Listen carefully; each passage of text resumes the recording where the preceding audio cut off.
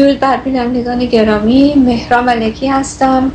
برنامه ناگفته‌های تاریخ رو از تلویزیون جهانی ایران آریایی از طریق اسکایپ به طور زنده برای شما گرامیان اجرا میکنم. امروز 28 ماه فوریه هستش و مطابق با 9 اسفند ماه. خب ما در 3 برنامه گذشته در رابطه با نقش دول بیگانه در انقلاب اسلامی 57 ایران سخن گفتیم. البته به شما بگم که نقش روشنفکران و گروه‌ها و احزاب که با این بیگانگان همکاری می‌کردن جای خودش، یعنی بدون نقش اونها کار اونها عملی نمی‌شد. اینها بودن که مردم رو به خیابون‌ها کشیدن، اینها بودن که در داخل ایران سبب این آشوب‌ها و به هم ریختگی‌ها شدن. لازم می‌خواید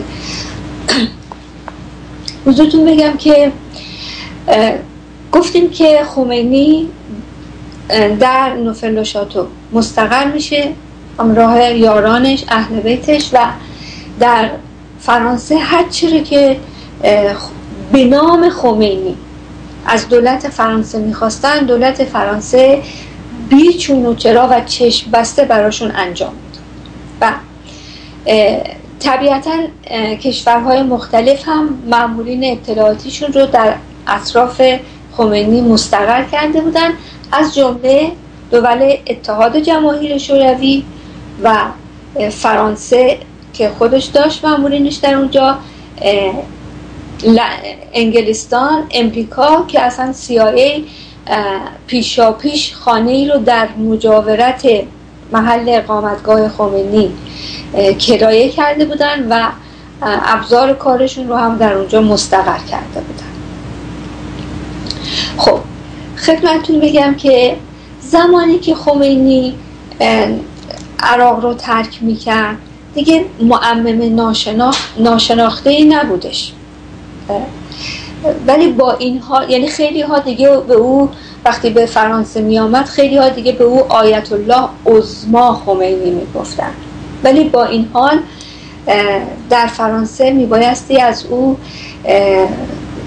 یک شخصیت سرنوشت ساز درست می کردن، شخصیتی که بتونه در واقع در برابر یکی از بزرگان سیاست بین المللی قد علم بکنه، یعنی در برابر شاه او رو برکنار کنه و خودش جاش رو بگیره.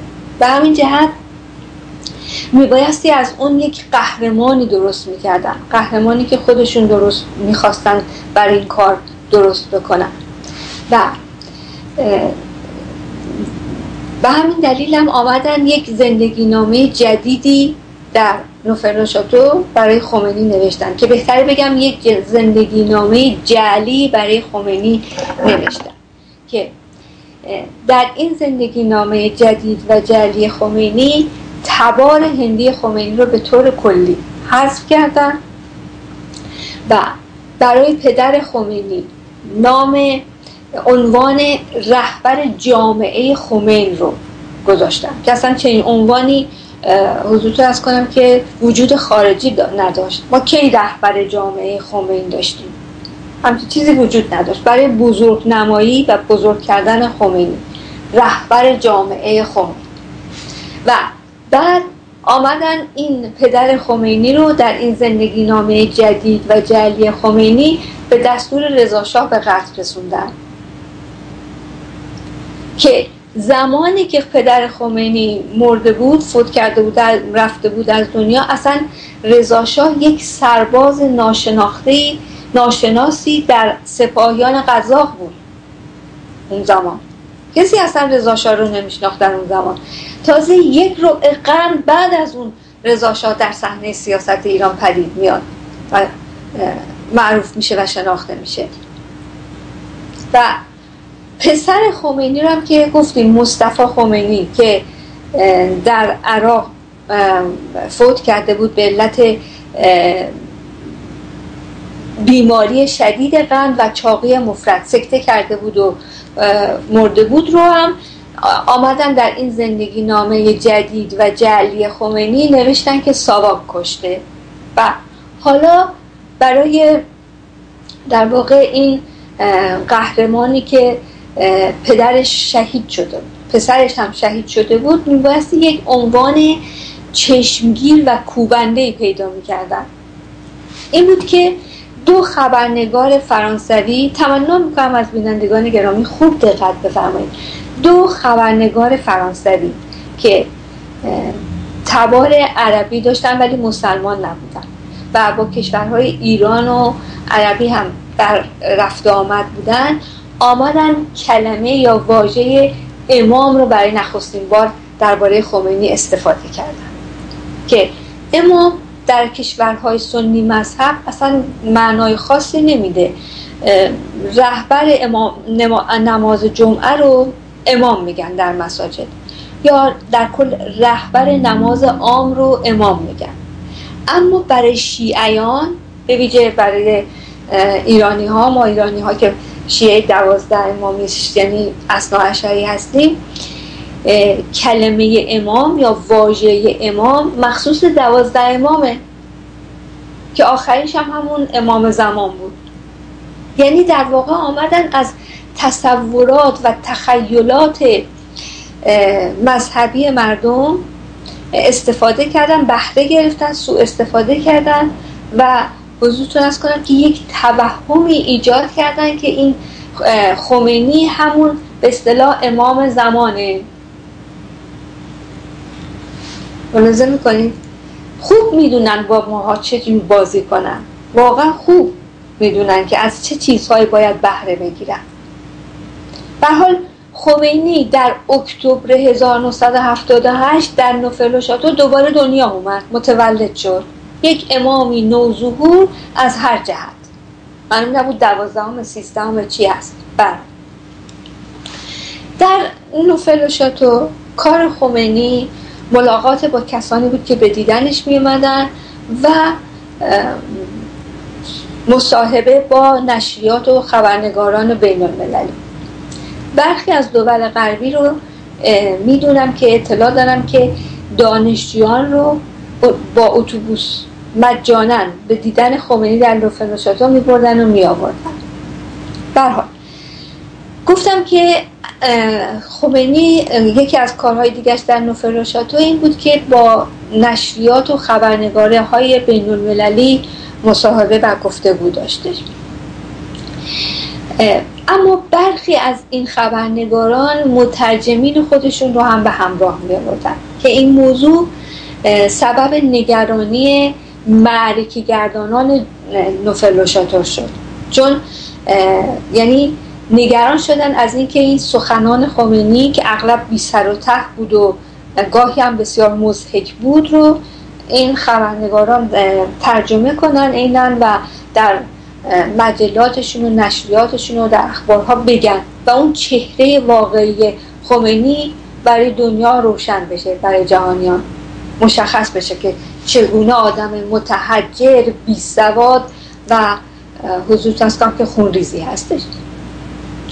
این بود که ابراهیم یزدی که از گردانندگان اصلی نوفل-و-شاتو بود آمد یک طرحی رو پیشنهاد داد و به اجرا گذاشت که بعداً خودش در رابطه با این طرحی که به پیشنهاد داده بود و عمل کرده بود در نشریه ایران فردا توضیح میده و میگه که ما به خبرنگاران گفتیم که چون تعداد خبرنگارانی که میان با خمینی مصاحبه کنن زیاد هستن، برای اینکه شما همتون بتونید سوالاتتون رو بکنید و پاسخاتون رو بگیرید، سالها رو میبایستی از پیش تهیه و تنظیم بکنید. و بعد گفتیم هم چون خمینی هیچ زبان دیگری غیر از فارسی بلد نیست، فارسیش هم که البته غلط بلود صحبت میکردن ولی به هر حال گفتن که یعنی ابراهیم یزدی به اینها گفته که چون هیچ زبانی به غیر از فارسی بلد نیست، اینه که سوالهای شما رو هم ما میپرسیم ازشون و ترجمه میکنیم و آماده میکنیم. یزدی میگه به این ترتیب کنترل همه چیز در دست ما بود. بله دیگه، یعنی نمیگذاشتن که اون چی که خمینی میگه واقعا به گوش جهانیان برسه. هر چی دلشون میخواست خودشون از خمینی حالا یه سوالایی میکردن اونم جواب میداد، ولی هر چی خودشون دلشون میخواست به عنوان جواب تهیه میکردن و ترجمه میکردن و به حضورتون از کنم که این مخبرین و خبرنگاران میدادن. و بعد از این مهندس مهدی بازرگان هم که بسیار فتنه زیر سرش هست، او هم در کتاب انقلاب در دو حرکت از این کار شاگردش یعنی ابراهیم یزدی خیلی تعریف و تمجید کرده، از اینکه این کلاه بزرگ رو سر مردم گذاشتن و نذاشتن چهره واقعی خمینی روشن بشه، از این خیلی خوشش اومده و تعریف و تمجید هم کرده در کتابش از ابراهیم یزدی با این طرحی که داده. بنی صدر هم همینطور، بنی صدر و خانمش هم، بنی صدر هم در کتاب خیانت به امیدش می نویسه که در رابطه با سخنان خمینی که ما، خانمم به من گفت اینها رو ما چگونه ترجمه کنیم، کتاب خمینی داشته ترجمه میکرده که اگر روش برای مردم اینها رو بگیم خیلی بد میشه، ما گفتیم که نه اونجوری که خودتون دارید، یعنی به نوع دیگری همه رو ترجمه میکرد. واقعا که چه ها کردن اینها. حالا دول غربی جای خود، اونا منافع خودشون رو میخوان، اما کار اینها واقعا قابل توجیه نیست. غیر از این که بگیم خیانت کردن هیچ چیز دیگه نمیتونیم بگیم. ملاحظه میکنیم؟ به هر حال حضورتون عرض کنم که 4 نفر در نوفل-نوشاتو بر تمام فعالیت‌های اونجا کنترل داشتن. نفر نخست همون ابراهیم یزدی بود. از کارگردان گرامی تمنا می‌کنم تصویر شماره F1 و پشتش هم F2 رو برای بینندگان بذارم. در این تصویر، در تصویر F1 نفر سمت چپ ابراهیم یزدیه و سمت راست هم فیدل کاستروه. در این کشورها رفته بودن تعلیمات چریکی و تروریستی و سازماندهی انقلابی آموخته بودن و که بعد سینما رو آتش میزنن و در میدان ژاله مردم رو بیگناه میکشن که بذارن پای ساواک. به هر حال ممنونم. تصویر شماره 2 هم اگر ممکنه بگذارید. این هم ابراهیم یزدیه، باز سمت چپ ابراهیم یزدی هستش. نفری که در میان قرار داره یاسر عرفاته و سمت راست هم احمد خمینی هست. ببینید واقعا با چه تروریست های اینها هم دست بودن و همکار بودن، از چه کسانی می آموختن. بی خود نبود که یاسر عرفات بلافاصله بعد از پیروزی انقلاب اسلامی به ایران آمد و اونجور عکسای صمیمانه و دوستانه رو با خمینی انداخت. ممنونم از تصاویر. بنابراین نفر نخست ابراهیم یزدی بود که مسئول روابط بین المللی خمینی و همینطور رابطه بین خمینی با دول امریکا و فرانسه بود.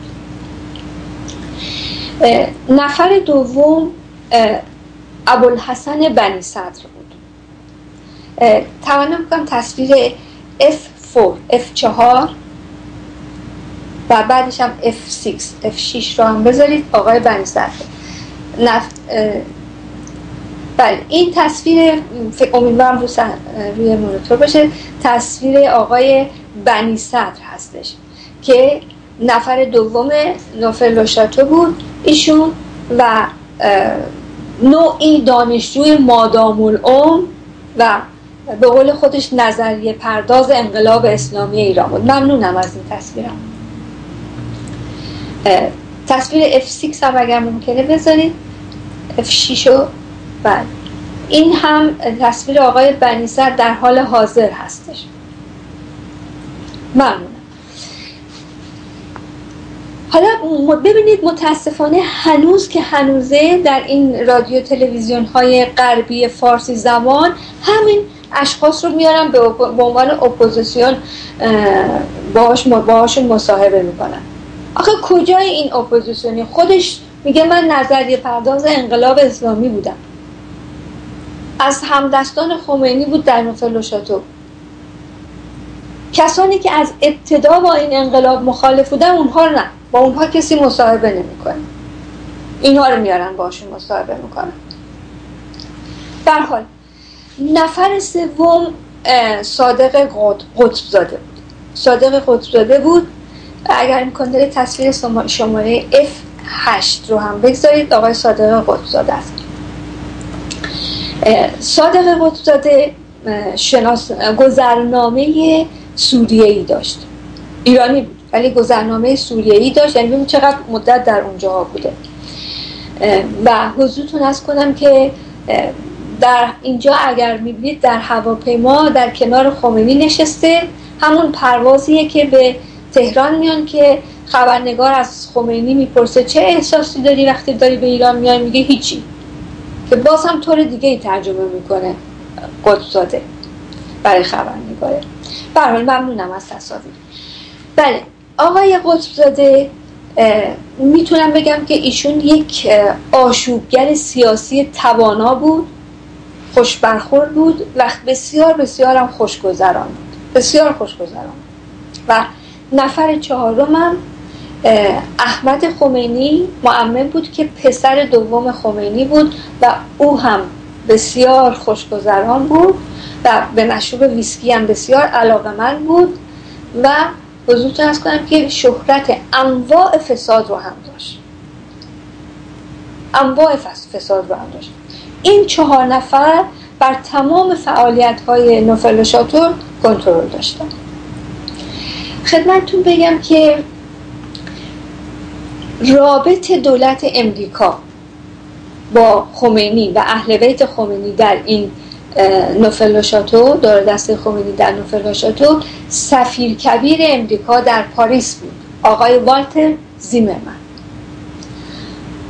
آقای والتر زیمرمن سفیر کبیر امریکا در فرانسه در پاریس در ساعات شب، یعنی زمانی که هوا تاریک شده بود، با یک اتومبیل پژوی تقریبا کهنه که نمره دیپلماتیک هم نداشت، شخصا اون رو رانندگی می‌کرد و به نوفل و شاتو می‌آمد و ساعاتی رو تمنا می‌کنم خوب دقت بفرمایید، ساعاتی رو با ابراهیم یزدی و بنی صدر رو قطبزاده و اندکی هم با بنی صدر گفتگو و مذاکره می‌کرد و برمیگشت.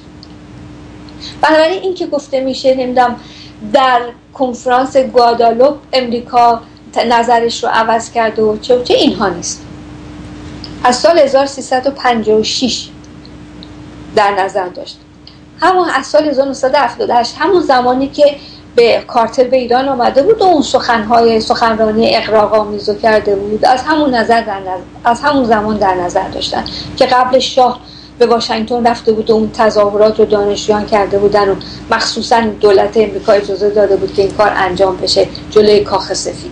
از همون زمان و سفیر کبیرشون هم در امریکا در پاریس رابطشون بود، رابطه امریکا با خمینی و دار دسته خمینی بود که شب می آمد با ماشین سفارت هم نمی آمد، یه پژوی کهنه که به چشم نیاد معلوم نشه اونه و پلاکش هم که گفتیم معمولی بود، پلاک دیپلماتیک نبود که معمولا سفیر کبیرها و دیپلمات ها در کشور و هر کشوری هستن با ماشین مخصوص سفارت و پلاک دیپلماتیک و اینها رفت آمد میکنن، شوفر دارن اینها. اما ایشون خودش این کار میکرد که کسی متوجه نشه. از ملاقات های مهم دیگر خمینی در فرانسه فرستادگان یاسر عرفات بودن، رهبر جنبش آزادی بخش فلسطین، همونی که تصویرش رو دیدین، ابراهیم یزدی و پسر خمینی انداخته بودن. و ملاقات مهم دیگه خمینی با فرستاده مخصوص معمر قذافی و شخص دوم لیبی بود که در واقع این آدم ترتیب کمک‌های معمر قذافی به انقلابیون ایران رو میداد. بنابراین همطور که متوجه شدید عملاً بخشی از کشورهای مهم غربی و کشورهای عربی یا بگم اسلامی به این انقلاب اسلامی ایران کمک رسوندن و حمایت میکردن که در این میون نقش دول امریکا، فرانسه و انگلستان با اون رادیو BBC که تبدیل شده بود به سخنگوی انقلابیون و صدای انقلاب اسلامی نقش تعیین کننده داشتن. خب حضورتون عرض کنم که در فرانسه حزب سوسیالیست های فرانسه به رهبری فرانسوا میتران که بعد از ژیسکار دستن رئیس جمهور میشه حمایت قاطعش رو از انقلاب اسلامی خمینی اعلام میکنه و بعد راهپیمایی به حمایت از خمینی و انقلاب اسلامی ایران در پاریس به راه میندازن که در اون اعلام میکنن که یعنی انقلاب ایران رو یک حرکت عام مردمی با ابعادی بسیار گسترده در تاریخ معاصر جهانی اعلام میکنن.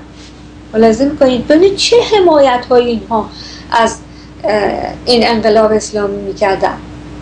این هم از سوسیالیستاشون که چپ هستن از اسلامی ها حمایت میکنن. در امریکا هم آقای پروفسور ریچارد فارک در رابطه با انقلاب اسلامی ایران و خمینی گفت، من عیناً میخونم این مطالب رو خدمتتون.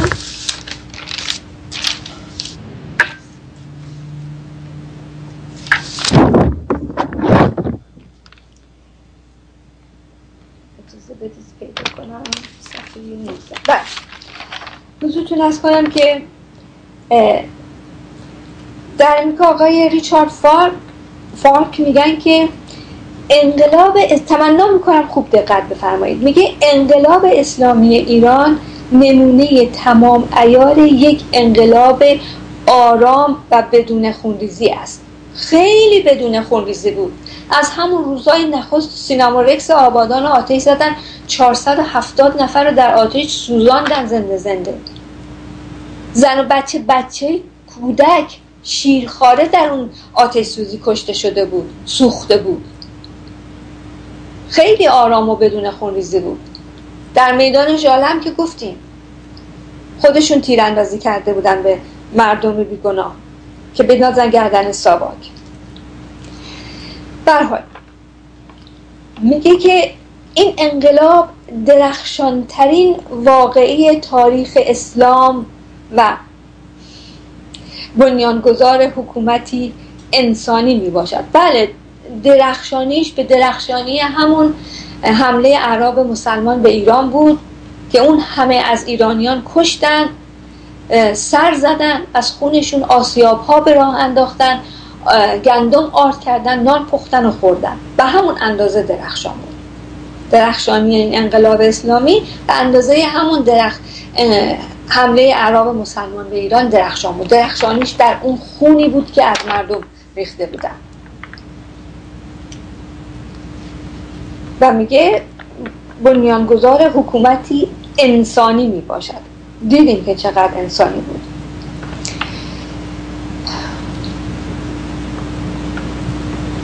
خب حضور ترس کنم که آقای پروفسور جیمز دی کوکرافت از معتمدین کاخ سفید که ایشون هم روشنفکر بود در کشورهای غربی، ما می‌بینیم روشنفکرانشون با دولت‌هاشون همکاری میکنن برای رسیدن به اهدافشون.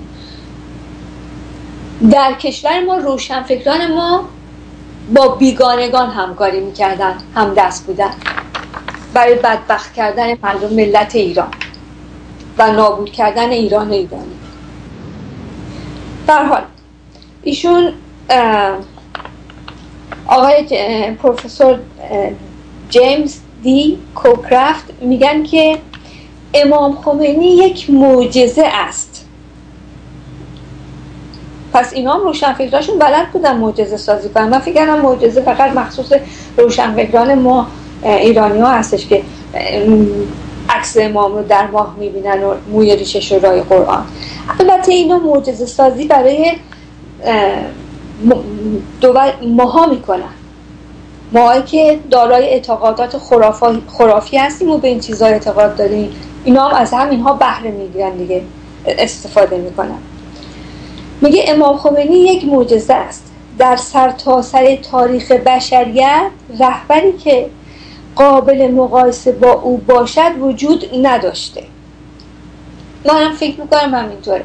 رهبری به این متحجری، به این بیسوادی، به این خونخواری وجود نداشته.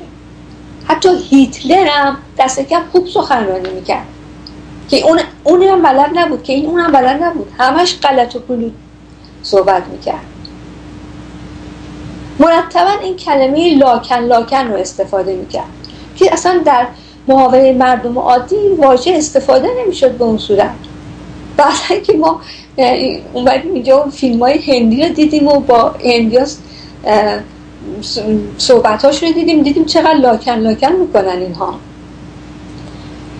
به هر حال میگه بله، میگه در سرتاسر تاریخ بشریت رهبری که قابل مقایسه با او باشد وجود نداشته.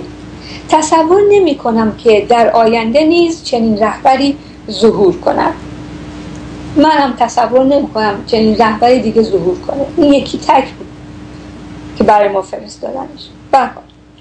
سفیر امریکا در سازمان ملل متحد میگه، تمنا میکنم خوب دقت بفرمایید، گفت که آیت الله خمینی یک قدیس سوسیال دموکرات است. تعجب میکنه آدم سوسیال ها یعنی چپی ها به مقدسین و این چیزها اعتقاد دارن، اینها که نه دین و ایمان و خدا رو هم قبول ندارن، آتئیستن. میگن برای ما مقدس سازی میکنن. یک قدیس سوسیال دموکرات است که آرا و عقایدش از اعلامیه جهانی حقوق بشر الهام گرفته. خوب دقت بفرمایید. خوبه که از روز اول گفتن ما اصلا اعلامیه حقوق جهانی حقوق بشر رو قبول نداریم. ما حقوق بشر اسلامی داریم. در حقوق بشر اسلامی هم که زن که اصلا بشر نیست، هر کاری میخوای باش بکنی بکن. با بقیه هم که دیدیم چه کردن با مردانشم و چه میکنن، چه شکنجه هایی که میزنن، چه شلاق هایی که میزنن، اعدام هایی که در ملأ عام میکنن. این آدم از همون خرداد 41-42 با حق رأی زنان و دادن آزادی به زنان و اصلاحات ارضی و بزرگتر از کنم سعیم شدن کارگران در حصول کارخانه مخالفت کرده بود. مخالفتش از همینجا بود. این سابقش کاملا خراب بود. از یک آدمی با این سابقه خراب ببینید چه ساختن و غالب بکنن به مردم ایران. این آدم اون وقت آرا و عقایدش الهام گرفته از اعلامیه حقوق بشره. این اصلا میدونه حقوق بشر یعنی چی؟ اون شاه بود که آرا و عقایدش الهام گرفته از حقوق بشر بود. برای همینم نمیخواست خونریزی در مملکتش بشه، دست اینها رو باز گذاشته بود. خب خدمتتون بگم که می‌بخشید ساعت چنده؟ خانم از کارگردان گرامی خواهش میکنم که موسیقی که برای برنامه انتخاب کردم لطف کنید این رو بگذارید، بعد بینندگان گرامی یک استراحتی بکنن، برگردیم با شما هستیم. تمنا میکنم برنامه رو ببینید.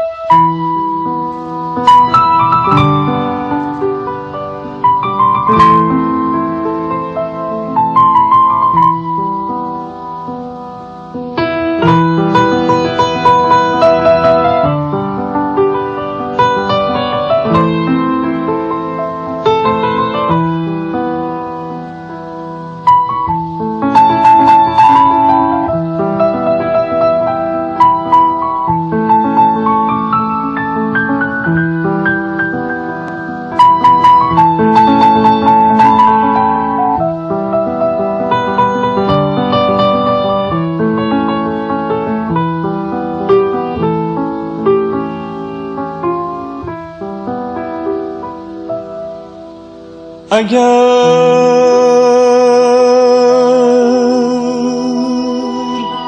ایران به جز ویران ویران سرانیست،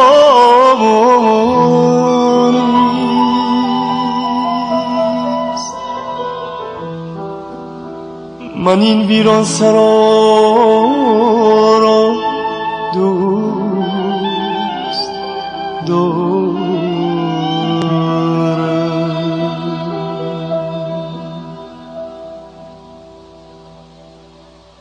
اگر آب و هوایش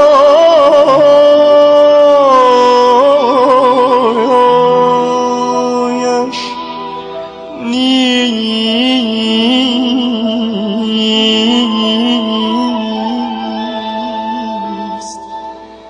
دلکش،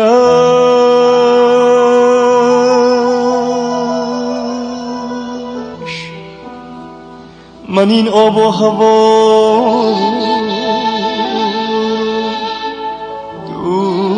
دوست دارم.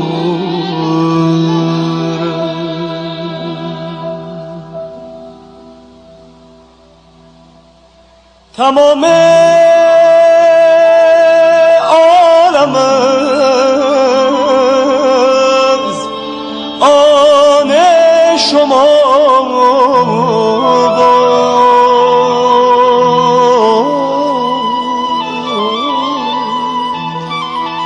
منی یک تکه جا را دوست دارم، من این یک تکه جا را دوست دارم، خدا دوست دارم، دوست دارم.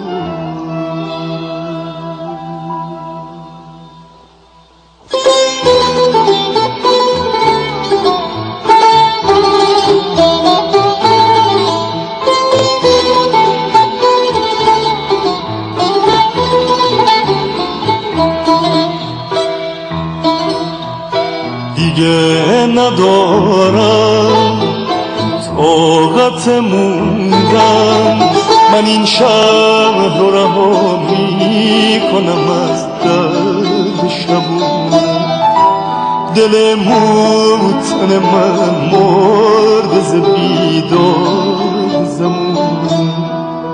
های های های های های های های، سرم روی تن من نباشه، گر که بیگانه بشه هم وطن من.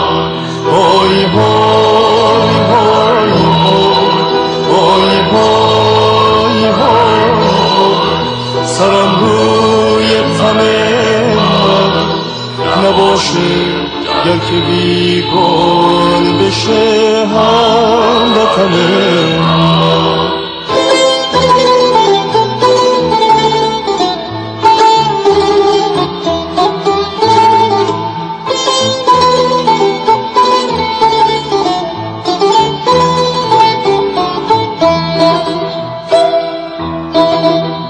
اگه خاک من از دست بره جایی ندارم، دلم میمیره از غصه، دیگه نایی ندارم. به جز نام تو ای امام وطن، ای موطن من، دگر بر روی لبهای خود آوایی ندارم. ایران ایران ایران ایران، سرم روی تن من نباشه، گر که بیگانه بشه هم وطن من. ایران ایران ایران ایران، سرم روی تن من نباشه، گر که بیگانه بشه هم وطن من. ایران ایران. خب حضورتون عرض کنم که گفتیم که شاه برنامه‌های فارسی زبان رادیو لندن رو که حملات شدیدی به ایشون میکرد و انتقادات شدیدی از یعنی تندی از شاه میکرد رو و بی‌پروا از انقلابیون ایران حمایت میکرد و شخصا گوش میدادن و از تمام امکانات و وسایلی هم که دولت فرانسه در اختیار خمینی و اطرافیان خمینی در نوفل و چادر گذاشته بود هم به خوبی اطلاع داشت. بعدا هم شاه مطلع شد که تمنا میکنم خوب دقت بفرمایید، مطلع شد که هزاران نوار توسط چمدان‌های دیپلمات‌های فرانسوی وارد ایران میشه. با این وجود شاه گفته بود که اعتنایی به این تخلف آشکار دیپلمات‌های فرانسوی نکنه دولت ایران، چون این توضیح رو بدم که دیپلمات‌ها در کشورهای مختلف اینها از مسئولیت سیاسی برخوردار هستند و موقع ورود به کشور یا خروج تفتیش نمی کنن، نه چمداناشون رو نه خودشون اینا رو به هیچ وجه نمی کردن و اینها از این مسئولیت سیاسیشون سوء استفاده کرده بودن و برخلاف قوانین بین المللی دست به یک چنین عمل زشتی رو زده بودن و نوارهای خمینی رو با چمدانهاشون وارد ایران می‌کردن که شاه گفته بود که در شأن دولت ایران نیست که بخواد چمدانهای اینها رو باز کنه یا تفتیششون کنه. لازم کنید حتی زمانی که سپهبد حضورتون عرض کنم که عبدالعلی بدرعی فرمانده لشکر گارد از شاه اجازه خواسته بود که با وسایلی که در دست دارن و دستگاهایی که دارن بر روی بخش فارسی زبان رادیو لندن، رادیو BBC که اون همه فتنه برپا میکرد و انقلاب رو راهنمایی میکرد که از فردا در چه روزی و از چه ساعتی و چه جوری شروع میشه پارازیت بفرستن، شاه گفته بود که این کارها شایسته ایران نیست. ببینید ایشون یک مقام والا و حضورتون عرض کنم که بسیار با پرنسیپ و با کلاسی داشتن و من فکر میکنم ایشون هم مثل اونا دو دوزه بازی میکردن، ولی دست کم باید دستور میدن چمدانشون رو واکنن، آبروشون رو بریزن چه حرکات زشتی میکنن. به هر حال میگم واقعا حیف ما چه شخصیت رو از دست دادیم، حیف.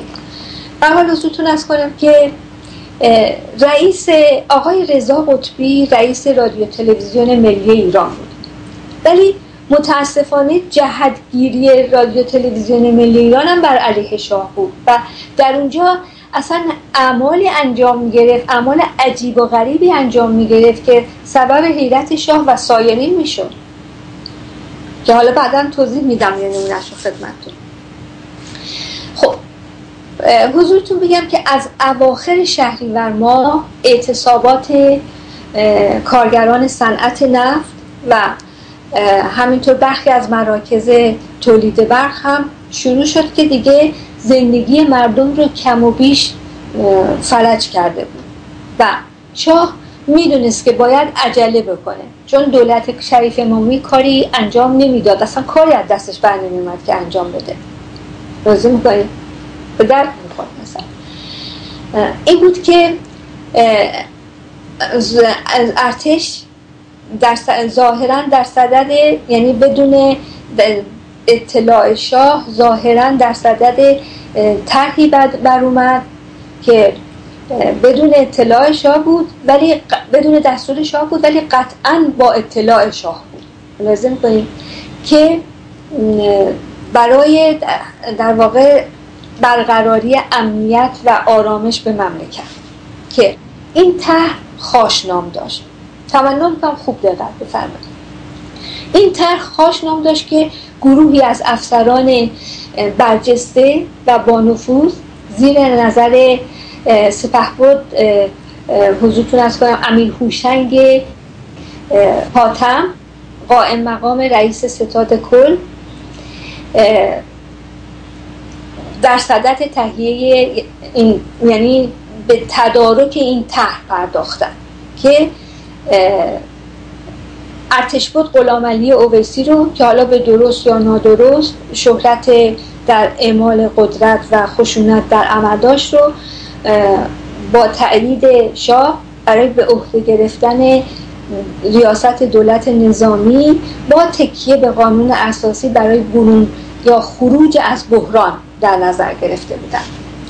هدف این طرح این بود که ظرف چند ساعت تعادل قدرت رو در ایران دگرگون کنن که قدرت که در دست این انقلابیون افتاده بود، به نوعی روشنفکران و احزاب و اینها لازم بود.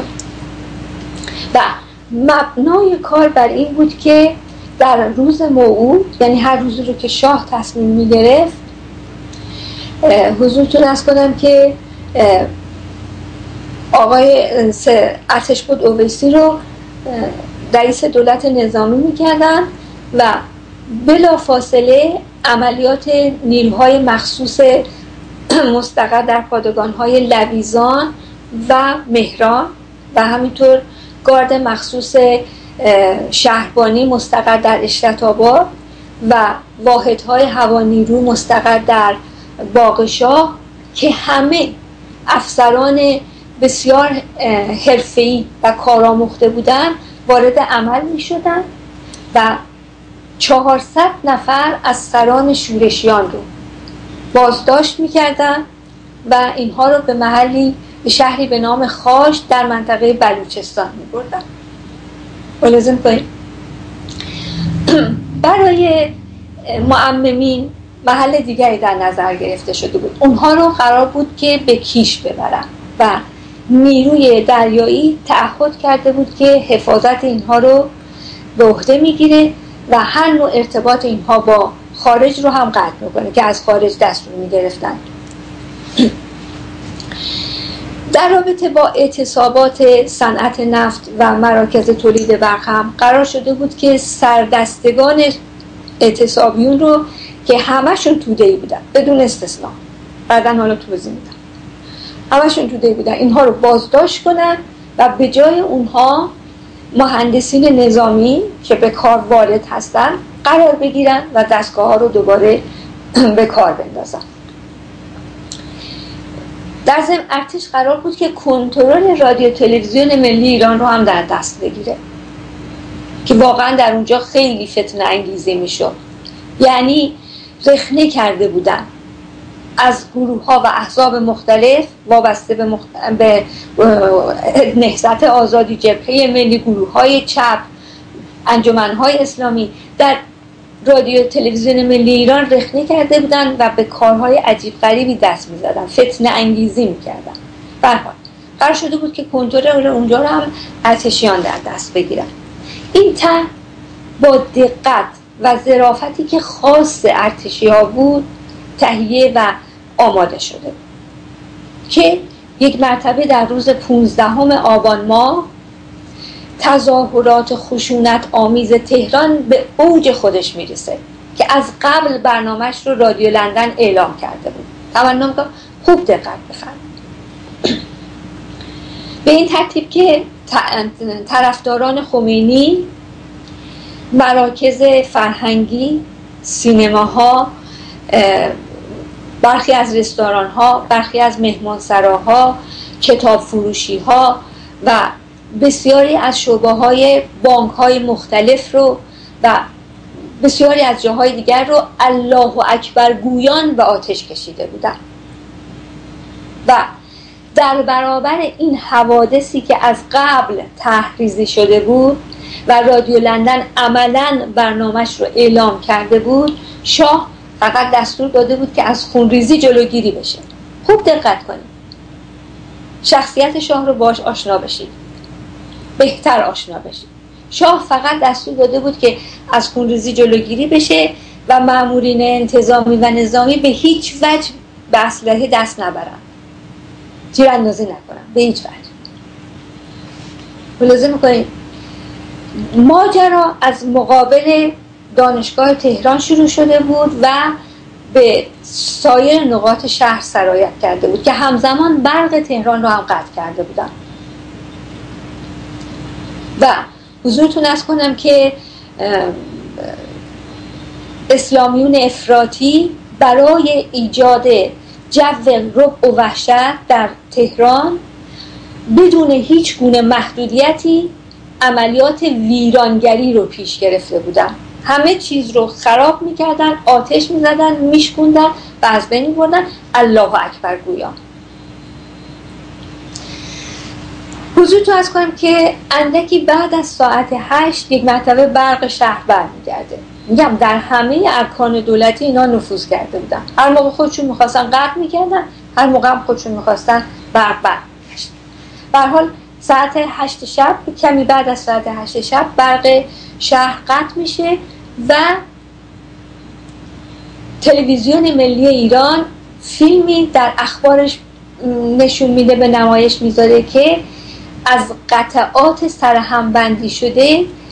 سرهمبندی شده بود که فقط در اون حمله نظامیون به سوی مردم و تیراندازی به سوی مردم و جنازه های خونین رو نشون میداد که گاهی هم صدای الله اکبر پخش میشد. از اون آتش سوزی ها و غارتگری هایی که انقلابیون کرده بودن هیچ خبری نبود. نه فیلمی نشون دادن، نه یک تصویر نشون دادن، هیچ. و تمنا میکنم خوب دقت بفرمایید، این فیلم رو قبلا با دقت خاصی تهیه کرده بودن و بیشتر صحنه‌های اون رو از اخبارهای خارجی گرفته بودن و حتی صحنه‌هایی هم از یک فیلم داستانی که یک فیلمساز ایتالیایی در رابطه با رئیس جمهور شیلی ساخته بود برداشته بودن و اضافه کرده بودن به این. حضورتون عرض کنم فیلمی که تهیه کرده بودن و حضورتون عرض کنم که برای اینکه جنبه واقعی به این فیلم بدن، صدای الله اکبر هم درش گاهی پخش میشد و برای اینکه جنبه واقعی به این فیلم خبری بدن، در ابتدای فیلم چهره هیجان زده رئیس دانشگاه تهران آقای دکتر عبدالعلی شیبانی رو نشون میداد که در همون صبح روز 15 آبان در جلوی در ورودی دانشگاه با التماس از دانشجویان میخواستش که حرمت دانشگاه رو حفظ کنن و رعایت نظم و امنیت رو بکنن. این رو در ابتدا نشون میداد و بعد هم این فیلمی رو که سرهمبند کرده بودن نشون میداد و متاسفانه در این فضای وحشتی که بر جامعه پایتخت تهران حکم فرما شده بود، هیچ کس توجه نکرد که لباس متحد شکل سربازانی که به طرف مردم تظاهرات میکردن، تیراندازی میکردن، ایرانی نبود، متعلق به ارتش ایران نبود. ملاحظه میکنید؟ هیچ کس این رو دقت نکرد.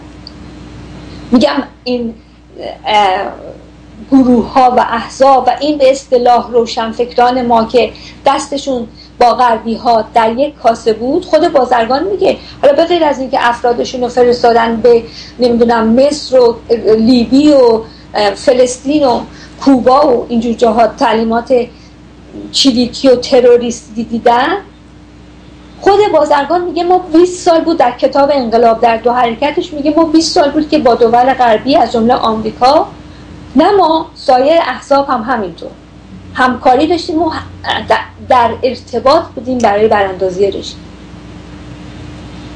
این نیست که فقط دول غربی این انقلاب رو برای ما کرده باشن، اونها کردن کارشون و سناریوشون رو نوشتن و تا اونجا که میتونستن انجام دادن. ولی اگر این روشنفکران ایرانی و گروه ها و احزاب وابسته به اینها نبودن و این حرکات رو نمی‌کردن، انقلاب انجام نمیشد. مردم ایران بسیار به شاه علاقه‌مند بودن. مثل که به پایان برنامه رسیدیم. بله کارگردان گرامی، خب تمنا میکنم برنامه ها رو دنبال کنید. این سخن در هفته آینده هم ادامه داره و برای شما بینندگان شب و روز خوشی رو آرزو میکنم. روز و روزگار خوش.